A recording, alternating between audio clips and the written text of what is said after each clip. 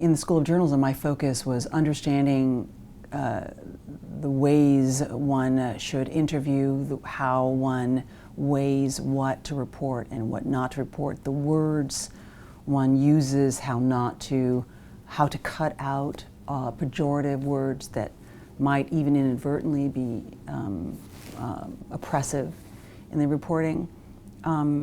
And I had a professor who kept trying to get me into television. He kept saying, there's something about you, I think you should think about television. It was really emerging. It had just started maybe 10 years before, really emerged as a go-to source of journalism.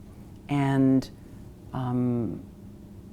I kept saying to him, but Professor Nelson, television is so temporal. I mean, it comes, it goes, there's nothing to hold on to. How powerful could it really be, and influential could it really be? And I'd love to see a byline. That's really what I want. And I wrote in the school, and I continued on. And then when I graduated, I was working off my loans. I had to take loans in addition to get through college.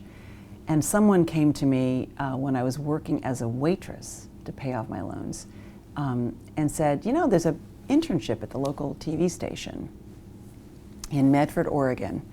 And she said, you should apply because they'll pay you for pretty much the same amount of money that you're earning here, and then you can go work in whatever newspaper you want to or can get into. So I got a job at KTVL in Medford, Oregon as an intern.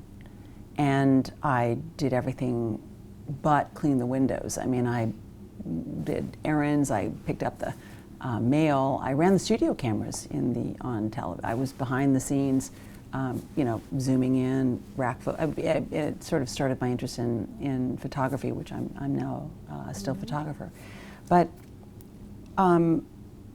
so what I learned at KTVL was that television is incredibly powerful and dangerous, especially in journalism. The power to influence people, to get inside their minds with pictures and sound and words, is a sobering power. It's one that I felt early on needed to be met with a sense of responsibility.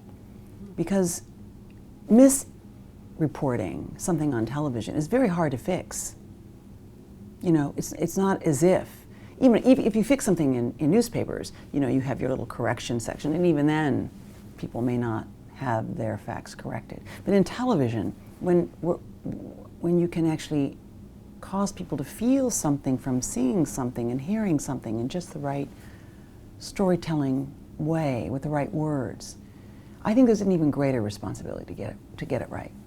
And I felt that it was also vulnerable to getting it wrong.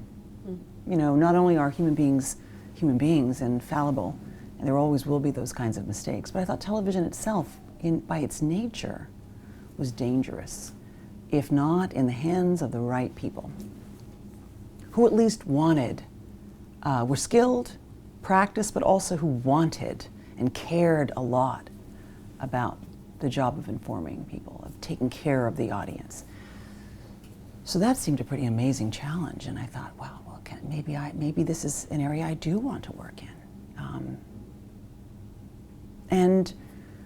At KTVL, they asked me at one point if I wanted to be an interviewer, then they wanted me to be a news anchor, and I was awful, and they wanted me to be a reporter at one point, and that was the stepping path. And I kind of had my heels in the ground all along the way, but I was also tempted because I realized that I wanted to be good enough.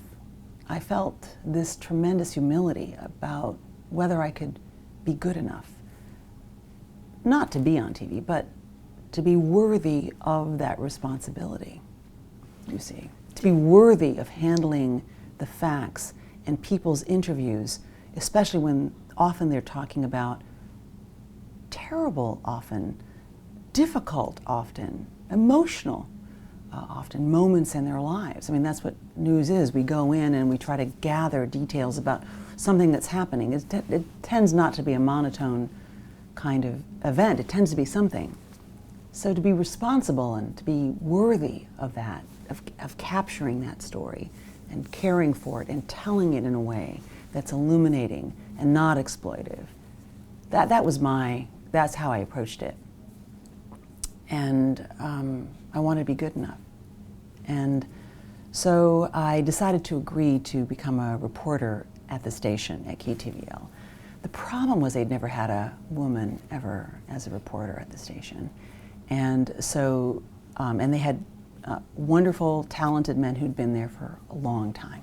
And one who'd been there for, I think, decades came to me and said, "You know, Ann, women have no news judgment, and you cannot carry the camera.